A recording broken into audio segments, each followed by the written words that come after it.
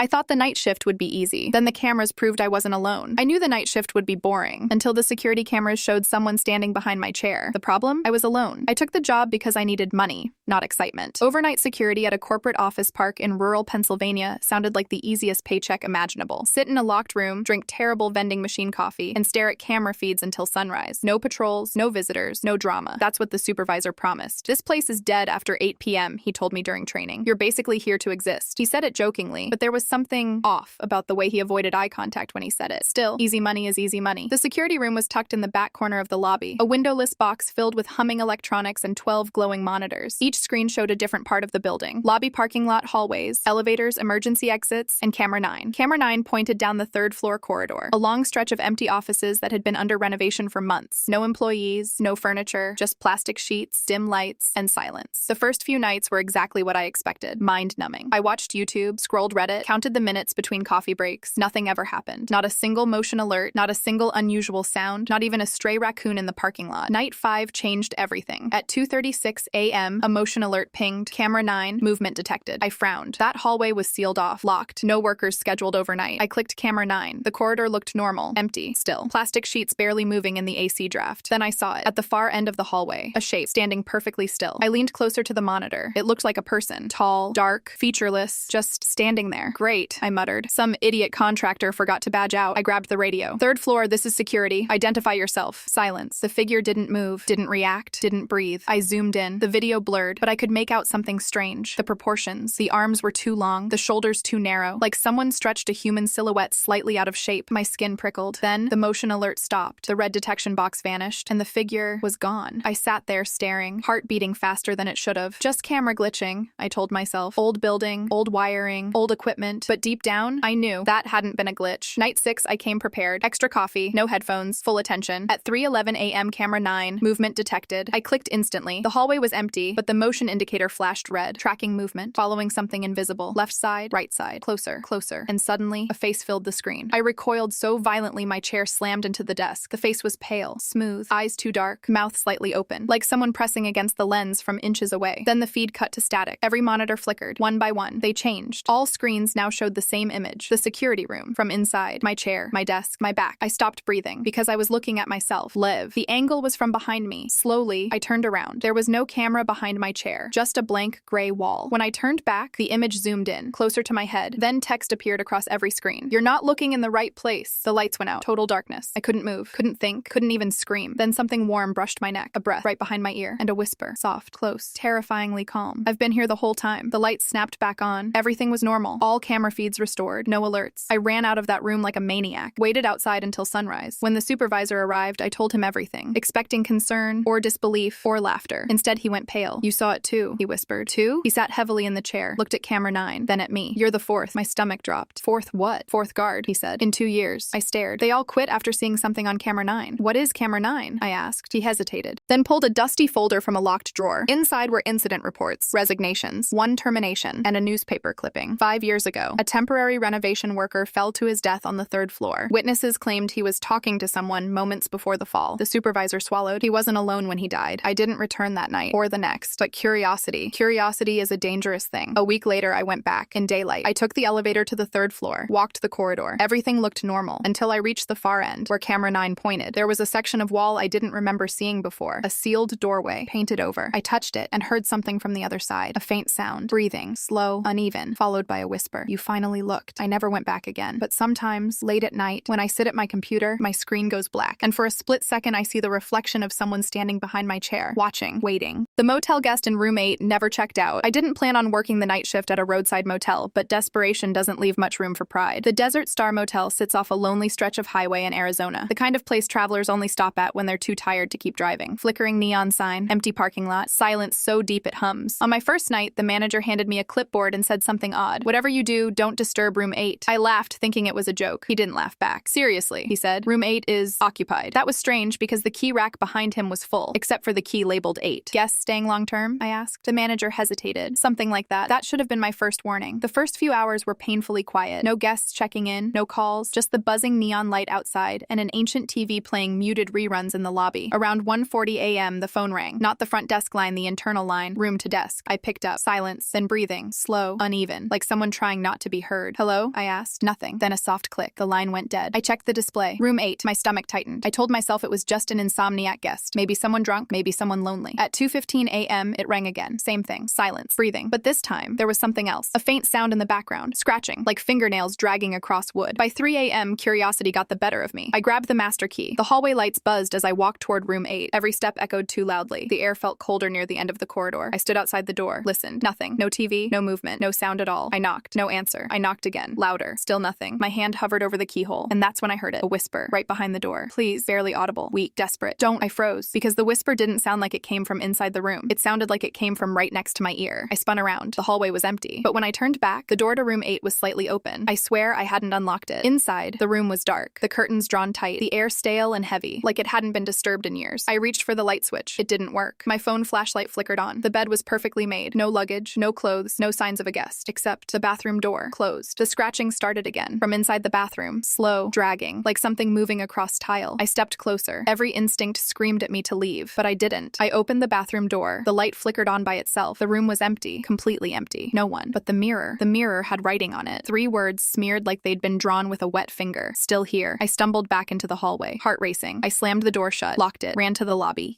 When the manager arrived at 7 a.m., I told him everything. He listened quietly. No surprise, no shock, just tired resignation. Then he said something that still haunts me. You weren't supposed to go in. Who's in room 8? I asked. He sighed. No one. That room's been empty for 5 years. I quit that morning, packed my things, left town. Last week, curiosity got the better of me again. I searched the motel online. Found an old news article. 5 years ago, a traveler was reported missing after staying at the Desert Star Motel. Last seen entering room 8. Never found. Sometimes, late at night. My phone rings. Unknown number. When I answer, silence, then breathing. Slow, uneven, and a faint scratching sound. If anyone here has ever stayed at a roadside motel off Highway 50 or in rural Arizona, tell me something, because I need to know. Did you ever hear scratching from the bathroom? Thank you for watching. If you like this video, then please like the video and subscribe to the channel.